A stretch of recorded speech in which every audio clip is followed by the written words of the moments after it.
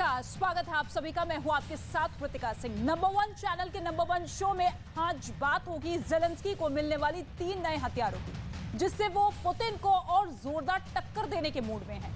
Zelensky को America से नए आत्मघाती ड्रोन मिलने जा रहे हैं।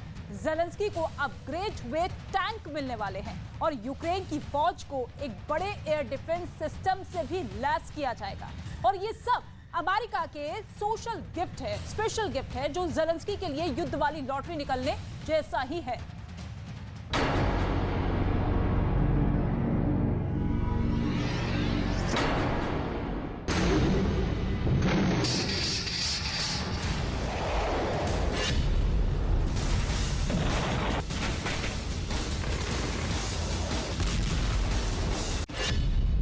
ज़ेलेंस्की की आंखें चमक उठेंगी जब उनको पता चलेगा कि अमेरिका से हजारों करोड़ की फिर बारिश होने वाली है।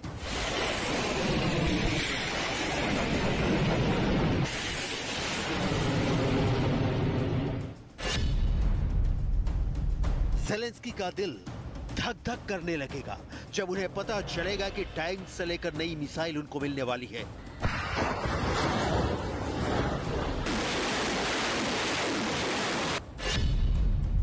ज़ेलेंस्की मुस्कुराते हुए नहीं थकेंगे जब उन्हें पता चलेगा कि हथियारों का बहुत बड़ा पैकेज यूक्रेन को मिलने वाला है।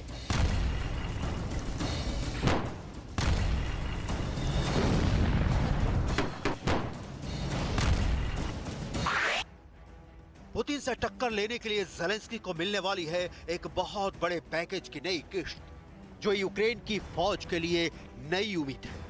तो पुतिन के लिए ऐसा खतरा जो यूक्रेन में मिली कामयाबी को हार में बदल सकती है। पूरी दुनिया में रिपोर्ट छप चुकी है कि ज़ेलेंस्की 10, 20, 30, 40 नहीं, 100 भी नहीं, बल्कि 400 मिलियन के उनको हथियार मिलने वाले हैं। अमेरिका से लेकर अरब की दुनिया और ऑस्ट्रेलिया से लेकर यूरोप तक अखबार और न्यूज वेबसाइट इस खबर से पची पड़ी हैं।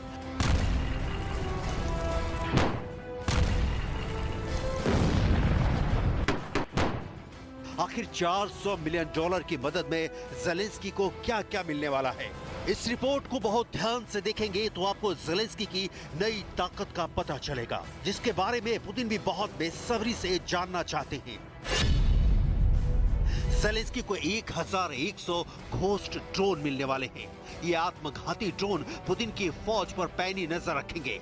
ज़ेलेंस्की को चेक गणराज्य के जरिए 45 T-72 टैंक भी मिलेंगे ताकि वो पुतिन की बढ़त को रोक सके, उन पर जवाबी हमला कर सके। नाइपर नदी से पुतिन की फौज पर निगरानी रखने के लिए 40 फास्ट बोट भी मिलेंगी। ज़ेलेंस्की को हॉक एयर डिफेंस सिस्टम भी मिलेगा, जो अमेरिका अपने गोदाम से यूक्रेन में सप्लाई करेगा। इन हथियारों को चलाने की ट्रेनिंग भी यूक्रेन की फौज को दी जाएगी। T-72 तो यूक्रेन पहले से इस्तेमाल करता आ रहा है और उसे चेक गणराज्य के रास्ते मिलने वाले इन टैंक की डिलीवरी 2023 में भी होती रहेगी। जब अमेरिका से ये सवाल पूछा गया कि वो अपना नया टैंक यूक्रेन को क्यों नहीं दे रहा, तो इसका जवाब देखिए।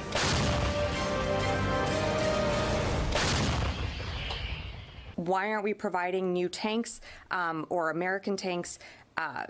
Introducing a new main battle tank is extremely costly, it's time sensitive, and it would be a huge undertaking for the Ukrainian forces.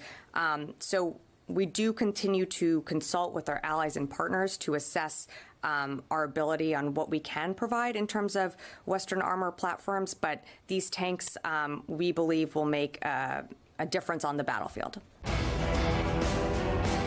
Tank के अलावा यूक्रेन को मिलने जा रहे ड्रोन सिस्टम और नई air defence missile system Zelensky का जोश बहुत हाई करने वाले हैं। पुतिन को इसमें तो जरा भी शक नहीं होना चाहिए। फिनिक्स ड्रोन एक आत्मघाती ड्रोन है जो अपने टारगेट पर जाकर टकरा जाता है और उसे अपने धमाके से पूरी तरह तबाह कर देता है। फिनिक्स ड्रोन को लेकर ज़ेलेंस्की की उम्मीद बहुत ज्यादा बढ़ गई है। वो रूस को ईरान से मिले शाहिद 136 ड्रोन से बदला पूरा करना चाहते हैं। Пакету $400 мільйонів. Зокрема, це бронетехніка, яка нам дуже необхідна для просування вперед на фронті. Дякую президенту Байдену, Конгресу США і усьому американському народу за незмінну і життєво потрібну допомогу. युद्ध में यूक्रेन की मदद करने के लिए अमेरिका ने $18 बिलियन की मदद का वादा किया था। यही वजह है कि यूक्रेन रूस को बराबर टक्कर भी दे रहा है। उसके हर काउंटर अटैक में अमेरिका की मदद शामिल है, लेकिन ज़ेलेंस्की का कहना है कि यूक्रेन को और फंड की जरूरत है और उनको कम से कम 3 लाख करोड़ रुपए की जरूरत होगी। लेकिन मुद्दा यह है कि ज़ेलेंस्की को चाहिए 3 लाख करोड़। ज़ेलेंस्की इस वक्त यूक्रेन के ऊपर डॉलर की बारिश चाहते हैं। सवाल है कि हथियारों की बराबर सप्लाई के बीच ज़ेलेंस्की पैसों की बारिश चाहते हैं। आखिर 3 लाख करोड़ का क्या करेंगे ज़ेलेंस्की? इतना कैश ज़ेलेंस्की ने कभी देखा भी होगा? 3 लाख करोड़ से क्या ज़ेलेंस्की हथियार खरीदेंगे या कुछ और करेंगे? आखिर पुतिन को हराने के लिए ज़ेलेंस्की को क्यों चाहिए 3 लाख करोड़ रुपए? क्या ज़ेलेंस्की को मिला फंड खत्म हो चुका है? 8 महीने से जारी युद्ध में ज़ेलेंस्की का बजट क्या पूरी तरह बिगड़ चुका है? ज़ेलेंस्की के अकाउंट बैलेंस की पूरी रिपोर्ट है हमारे पास। यूक्रेन में हाई वेलोसिटी युद्ध के बीच ज़ेलेंस्की की बड़ी डिमांड है। वो पश्चिमी देशों, पूरे यूरोप और नाटो से 3 लाख करोड़ की मांग कर रहे हैं। युद्ध लड़ने के लिए ज़ेलेंस्की ने अभी तक जो मांगा है वो मिला है।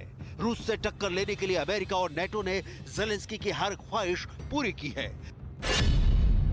चाहे वो अमेरिका और ब्रिटेन से मिली जेवलिन और एन-लॉ जैसी एंटी टैंक गाइडेड मिसाइल हो, चाहे वो रूस के विमानों को गिराने के लिए अमेरिका से मिली स्टिंगर मिसाइल हो, चाहे वो रूस की मिलिट्री पोजीशन पर बमबारी के लिए अमेरिका के हाई मास रॉकेट सिस्टम हो, चाहे वो अमेरिका से ही मिली M777 तोप और उसके हजारों गोले हो, चाहे वो पोलैंड और चेक गणराज्य से मिले T-72 टैंक ही क्यों ना हो। इस वक्त ज़ेलेंस्की का इरादा पूरी ताकत समेटने का है। रूस की पोजीशन को लगातार अटैक करने का उनका काम जारी है। डॉनबास में उनकी फोर्स ने फाइट बैक वाली रणनीति पर तेजी से काम किया है और यही वजह है कि पुतिन को कुछ मोर्चों पर जबरदस्त झटका लगा है।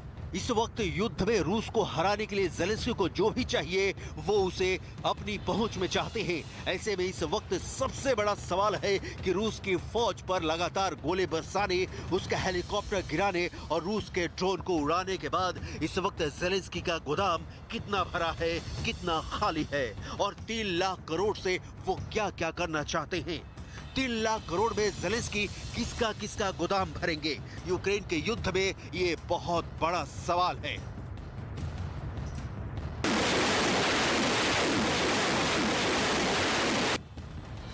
खेरसोन में इस वक्त पुतिन ज्यादा प्रेशर में है, तो पुतिन ने नदी के पार अपना झंडा बरकरार रखने पर फोकस बढ़ा दिया है।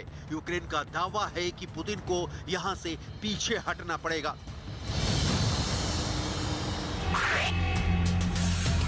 पीछे यूक्रेन भी नहीं है। यूक्रेन रूस की आर्टिलरी पोजीशन को लगातार निशाना बना रहा है। इसमें बहुत ही सटीक माने जाने वाली तोप का इस्तेमाल हो रहा है जो उसे अमेरिका से मिली है।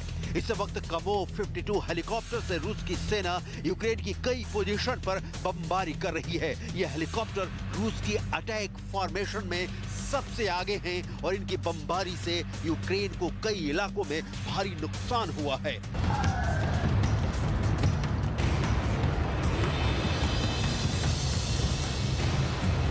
Непогані результати, зокрема збито 4 російські ударні гелікоптери і вже більше 10 ударних безпілотників іранського виробництва.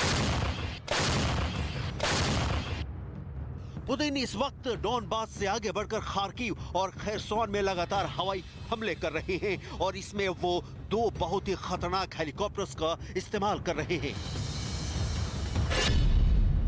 इनमें एक है कमो 52 हेलीकॉप्टर जिसने पूरे डॉनबास में रूस के हेलीकॉप्टर अटैक की कमान संभाली हुई है। वही रूस का पुराना अटैक हेलीकॉप्टर Mi-35 जिसे फ्लाइंग टैंक भी कहा जाता है, उसकी तादाद भी ऑपरेशन में बढ़ा दी गई है।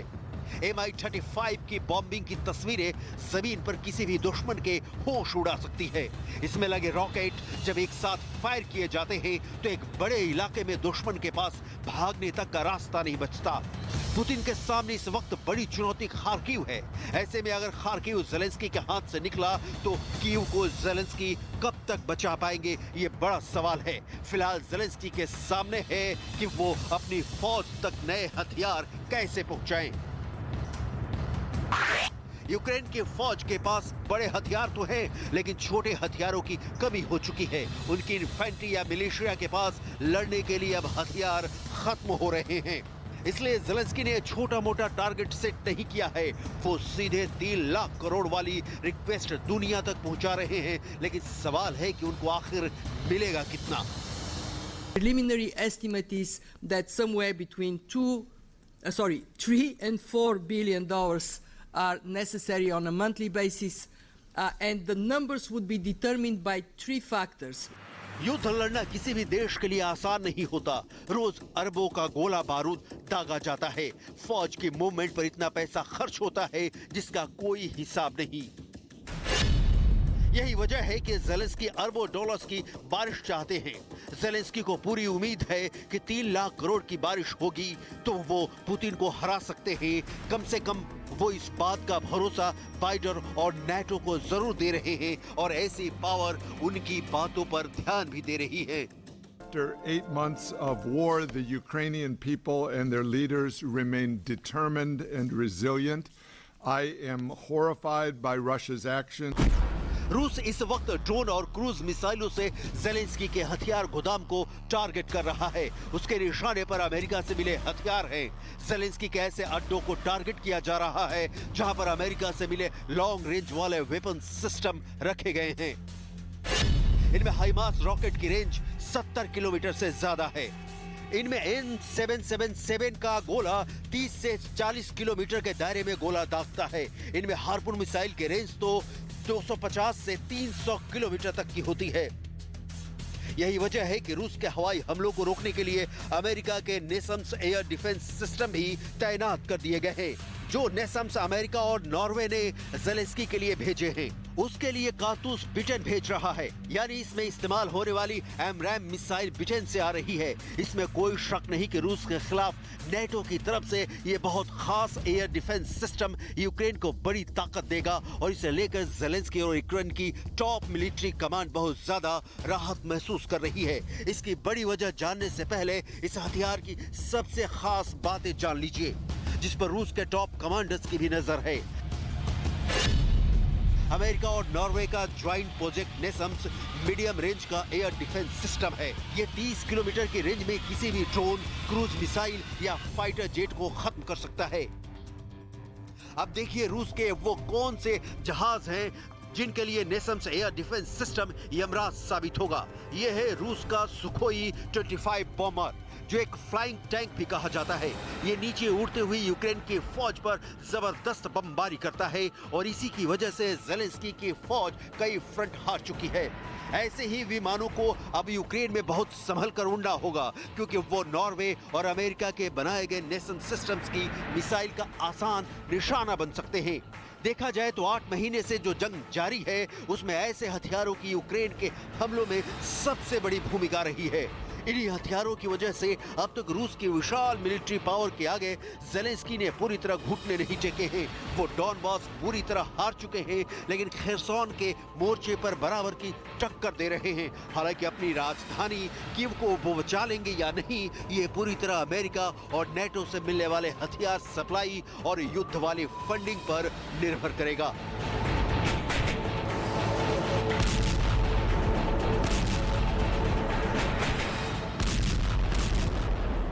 तो पुतिन अब परमाणु